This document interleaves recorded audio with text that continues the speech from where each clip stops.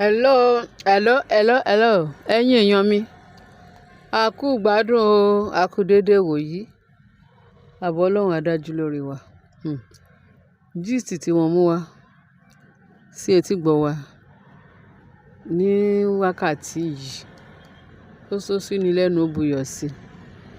Màá fẹ́ kí ẹ̀yin olólùfẹ́ Naomi, nǹkan tẹ́ bá fẹ́ sọ sọ́rọ̀ yìí, ẹ jọ̀ọ́, ẹ jẹ́ ká jọ sọ àsọyé pọ̀.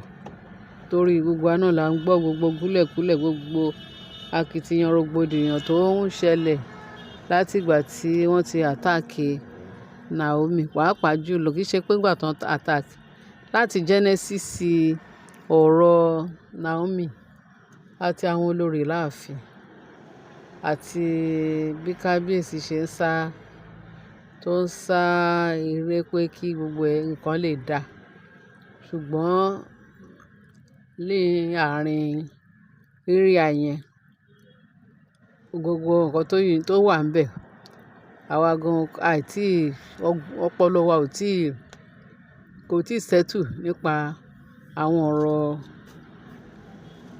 làásìgbò tó ń ṣẹlẹ̀.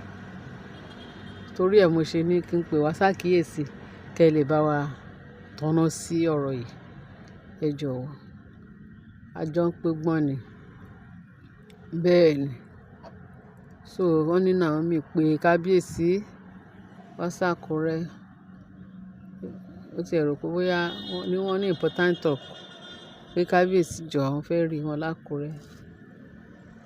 Wọ́n ní níwọ̀n ìgbà tó jẹ́ pé gbogbo àwọn family Naomi pé eléyìí tó ń pè ní Simi, kò ṣẹ̀ṣẹ̀ àgbọ̀ pé Simi ó dàbí pé ó ti dé pẹ̀lú gbogbo wàhálà tó ti sùúrù tó ti báyẹn fà. Ayé máa sọ gúlẹ̀gúlẹ̀ tó kù, ẹ máa gbọ́ later. Now, wọ́n bá ní àti ẹ̀gbọ́n Naomi àti àbúrò Naomi àti ìyá ẹ̀. Wọ́n ní ìtàn tí ẹ̀ rí gbẹ̀yìn, wàhálà tó ń rí gbẹ̀yìn lórí Naomi lẹ́nu ọjọ́ mélòó yìí tó fi attack ẹ̀. Wọ́n ní eléyìí lágbára o. Àtìgbà yẹn ẹ̀rù wá ń ba gbogbo wọn pé kí leléyìí àti ẹ̀dúpẹ́ pé wọ́n rí ọmọ wọn láyé àtàlàáfíà. Wọ́n túbọ̀ máa rí títí láéláé ni. Ikú ò ní jẹ pa, àrùn ní sọ́ lọ́jọ́. Ikú ò ní jẹ́ àwọn ọmọ, àwọn olólùfẹ́ ẹ̀ pa, olólùfẹ́ Naomi. Àrùn ní sàwa náà lọ́jọ́. Àbọ̀ Ọlọ́run á dájú lórí wa. Bẹ́ẹ̀ ni, àmín lórúkọ Jésù. Now, àti gbogbo ẹ̀yin olólùfẹ́ Naomi. Now, wọ́n ní Naomi, olórí Naomi, wọ́n ló pe kábíyèsí. Ṣé kábíyèsí bóun ṣe ń rí gbogbo nǹkan bó ṣe ń lọ yìí? Nǹkan bẹ́ o. Nǹkan bẹ́ lágbára Kristi. Àwọn ìbejì ohun tó kù lágbára Ọlọ́run á mú bí láyé àtàlàáfíà lórúkọ Jésù. Nǹkan tá à ń gbọ́ là ń sọ. Nǹkan tó ní Queen Naomi sọ. Òun ni mo ní kí n gbé sétí gbọ́ wa. Pé therefore, ẹ jẹ́ kí àwọn end marriage wọn, òun àti kábíyèsí. So before you know it, Naomi ti kúnlẹ̀ pẹ̀lú omi lójú, pẹ̀lú ọ̀rọ̀ àánú, pẹ̀lú gbogbo ẹ̀. Pé kábíyèsí jọ̀ọ́ kó tú òun sílẹ̀. Tóun bá dẹ̀ bí àwọn ọmọ òun,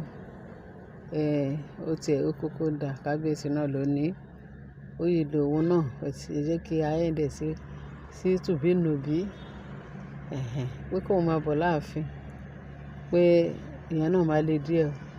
Pé jẹ́ kí àwọn end marriage.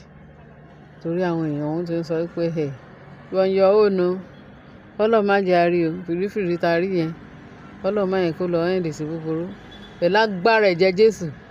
Ẹni tó bá ní wọ́n máa mú èní, ọ̀la náà máa mú irú Naomi yẹn. Ọlọ́run ló ní Naomi. Ọlọ́run ló ní Naomi. Kì í ṣe agbára èèyàn. Ṣóyè wá bẹ́ẹ̀. Ọlọ́run ni. Ṣé tó wáyé pé kì í ṣe Ọlọ́run?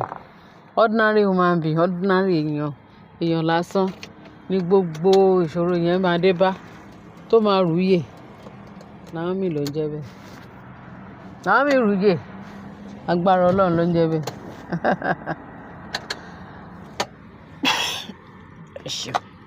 Sorry.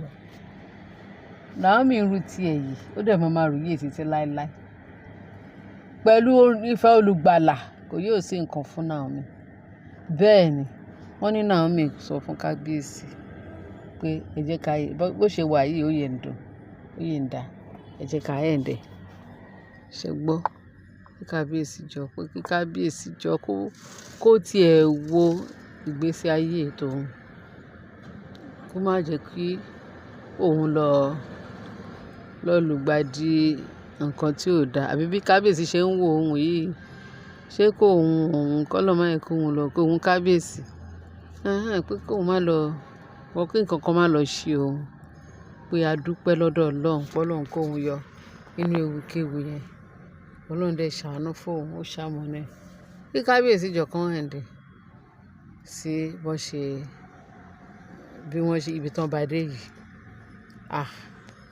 wọ́n ní kábíyèsí pósó sí kábíyèsí lẹ́nu buyọ̀ sí kábíyèsí ṣé nítorí ọ̀rọ̀ yìí ló ṣe mú mi tó ṣe pè mí láti Ifẹ̀ pé kí n má bọ̀ níbí kábíyèsí Naomi ní ṣé ọ̀rọ̀ yìí ò wà tó bẹ́ẹ̀ ni ṣé gbogbo nǹkan tóun ń là kọjá yìí ṣé kábíyèsí kò fi ilẹ̀ ni àbí kò mọ̀ ó kì í ṣe nǹkan tóun lè sọ láàfin ó yẹ kóun wá sá pé bẹ́ẹ̀ ààfin yẹn for now pé kí kábíyèsí pé wọ́n máa jọ sọ àsọyé pọ̀ bẹ́ẹ̀ ní nǹkan tí mò ń gbọ́ yìí kọ́lọ́ má yẹ kí ó dogun kó lọ́ má lọ dogun kó má lọ dìjà o torí mo gbọ́ pé bàbá Dèjì of Àkúrẹ́ ọba Àkúrẹ́ tó jẹ́ pé bàbá Queen Naomi ni ìkọ́ bá bẹ́ẹ̀ àwọn ọba tó jẹ́ pé abiyamọ ni wọ́n àwọn abiyamọ tòótọ́ kì í ṣe àwọn kántáfìtì àwọn bàbá gidi àwọn gbanigbani tí à ń sáyà tó ń bá Ọlọ́run jórúkọ òun ni bàbá yẹn ọba Dèjì of Àkúrẹ́ ó nífẹ̀ẹ́ Queen Naomi lọ́pọ̀lọpọ̀ ó nífẹ̀ẹ́ so kò fi Naomi ṣeré ọmọ ẹ̀ gidi gan ni so ó dẹ̀ ti sọ fún kábíyèsí pé kábíyèsí Ọ̀jájá ọkọ Naomi má yẹ kémi àti ẹ wojú ara wa o má jà rojú àtọ́rí ọmọ yìí èrè ọ̀gbọ́dọ̀ rà á ṣáárí gbogbo àwọn olórí tó ń búramúra tó ń dẹ́rùbà tó ń rò wáwọn dẹ́rùbà Queen Naomi ó mà ṣe o Queen Naomi kàn fẹ́ peace ni ó fẹ́ peace ni tèmi ní pé kí Naomi kó ní sùúrù bẹ́ẹ̀ ni òótọ́ ló sọ ọ́ gẹ́gẹ́ bí èèyàn ẹlẹ́ran ara kò ń dé bá ní káyẹrí o èèyàn ẹlẹ́ran ara ó dà bẹ́ẹ̀ bó ṣe yẹ kó sọ̀rọ̀ nìyẹn ṣùgbọ́n kábíyèsí ni kó wá wo ọ̀rọ̀ yìí ṣe kó wá wò sọ kó wá wò rò kó da ọ̀rọ̀ yìí rò torí ọ̀rọ̀ bàǹtàbàǹtà ni Queen Naomi sọ ṣe bọ́ ọmọ wa ni tó bá jẹ́ ọmọ bíbí inú wa ni ṣá máa fọmọ wa lẹ̀ pé kó lọ máa ṣe kí nǹkan tó ọmọ yẹn yẹ kó sọ náà ló sọ yẹn kábíyèsí ló dẹ̀ mọ nǹkan tó máa ṣe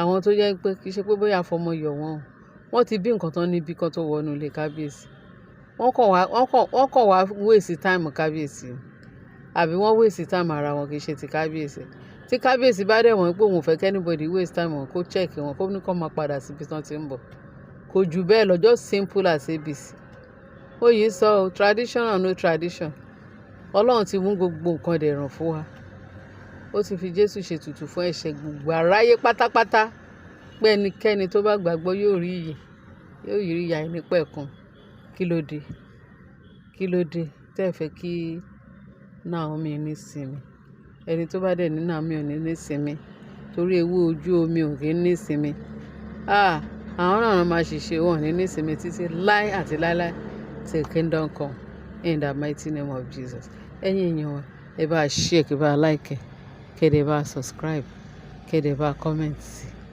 àbọ̀ Ọlọ́run adájú lórí wa Ọlọ́run á wo gbogbo àpọ̀ in Jesus name amen bye.